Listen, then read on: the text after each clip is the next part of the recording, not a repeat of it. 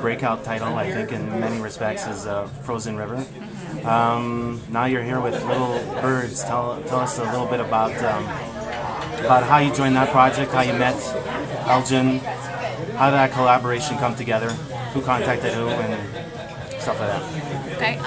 When I was in Park City for Frozen River, I met Jamie Patrickoff. Actually, I'd worked with my husband, Matt Walker, who's a gaffer, on Half Nelson and Sugar, and he introduced us. Okay. And then I guess basically like a year later, or less than a year later, Jamie called me and was like, "I have a script I want you to read. Would you want to, read it? And I think you'll really identify with it." And he sent it to me, and it was like this amazing story about this friendship of two young girls that I really totally related to, because I've been kind of at both of those characters, I've been down their paths when I was younger. So I read it and I fell in love with it, and then the first time I spoke to Elgin James, the director, we were right on the same page about everything visually for the script, and I was just so moved by the fact that Guy could write two female characters so accurately and so authentically. So that's interesting that you would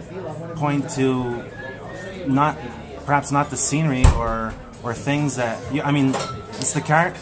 I knew the Salton Sea was involved, and I definitely I had never been to the Salton Sea before, but I knew about it, and I knew it was like this crazy looking place. So that was also intriguing to me. I really immediately I think of all these things that I would want to do with that place, and I couldn't wait to get there and see what it looked like. And I just knew it was going to be one of those places where you wouldn't want to stop rolling the camera ever.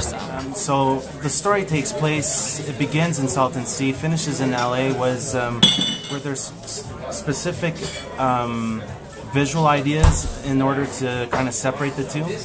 Yes, we wanted the Salton Sea. Well, we referenced a lot of different movies like John Ford westerns, and for the Salton Sea portion, and as well as William Eggleston photographs, and Badlands, the usual kind of stuff, and we didn't really do many references for the LA portion. We just we knew that the transition it would go from kind of a desaturated color palette in the Salton Sea, where it was a little bit lower contrast and a little bit more static frames that were wide landscapes, to a little bit more of a frenetic energy in LA, which is, to differentiate it was basically adding some contrast and saturating the colors a little bit more, so it just becomes a little bit grittier, which is essentially everything gets out of control when they go to LA, so it would add to the sort of feeling of it was very calm and neutral and soft, and then it becomes harsh,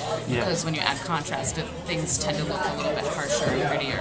The comfort level in terms of shooting indoors, the indoor sequences, whether it's in our white trash type neighborhood, and then the wasteland of a rundown hotel. Well, we were on an 18-day schedule, and so it was the type of shoot that needed at least 25 days. Okay. But we only had 18, and so I quickly knew I've been down this road before, a lot of those kinds of shoots, and one of the things I like to do is light 360, and we did want a naturalistic tone for this movie, so it was appropriate.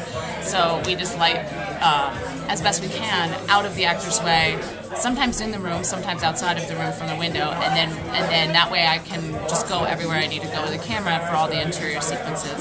So I like motivated light, daylight, or lights from lamps when it's an interior, a night interior, and it's great because it just allows you to follow the action in verite fashion, and you don't have to stop and relight. And it's not every shot is perfect, but that's the idea. It's not every time you turn the camera, not every way you look, it's going to look absolutely perfect, but it's you have to at least make it look, you want it to look real. Yeah, but you don't want it to be ugly. There's a rawness to select scenes, and I think it evokes a lot of the dangers of that road trip the perilous road trip that they go. Your next film is going to be showcased at the Berlin Film Festival.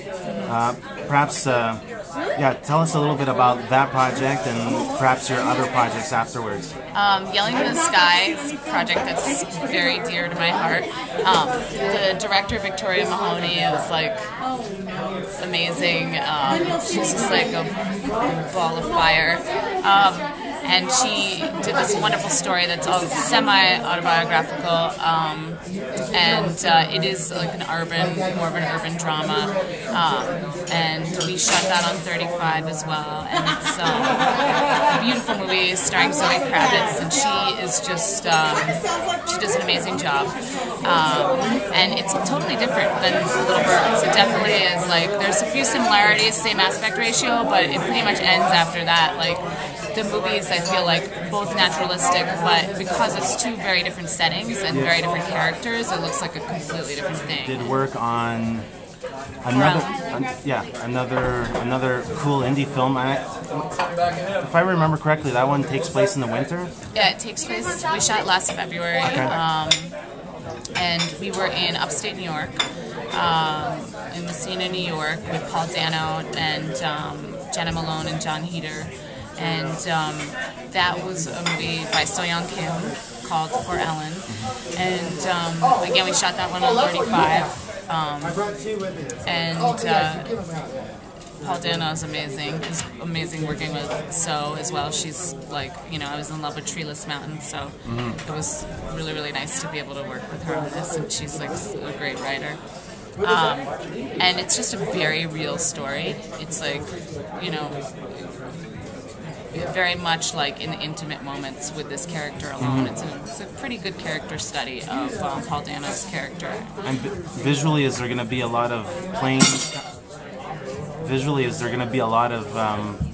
open spaces, or is it tight-knit type thing? It's very tight, like very long lens stuff when he's inside, and then when he's outside, the few times he is outside, there are some, you know, wider shots to show like kind of the wintry landscape. Okay.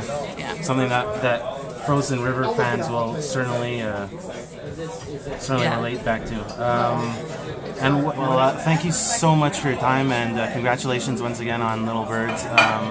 Really, really great looking film, and I look forward to seeing your work throughout the year and the following years after that. Thank you so much.